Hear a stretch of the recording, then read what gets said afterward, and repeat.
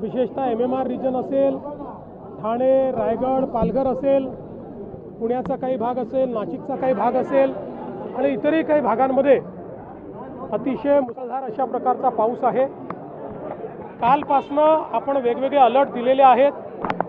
विशेषतः या भागामध्ये 6 तारखेपर्यंत सातत्याने अतिशय मुसळधार पाऊस असेल, वादळं देखील येतील, ॲव्हरेजच्या पेक्षा कितीतरी जास्त पाऊस होईल अशा प्रकारची जी काही अलर्ट्स आहेत ही अलर्ट्स आपण देतो।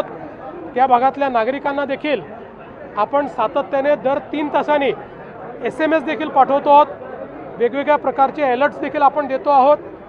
आज अनेक ठिकाणी शाळांना आपण सुट्टी दिली आहे। लोकांना आपण विनंती केलेली आहे की प्रवास टाळता आला तर तो टाळला पाहिजे, जेणेकरून आता ज्या प्रकारे पाऊस आणि ज्या प्रकारचं वादळ आहे त्याच्यामुळे काही अपघात त्या ठिकाणी होऊ नयेत या दृष्टीने त्याचा देखील अलर्ट आपण दिलेला आहे। NDRF, SDRF आणि आपत्ती व्यवस्थापन कक्ष प्रत्येक गोष्टीवर नजर ठेवून आहे। ज्या ज्या ठिकाणी आजची उद्योगनगरी न्यूजला सबस्क्राइब, बेल आयकॉनला प्रेस करा, लाईक, कमेंट आणि शेअर करा।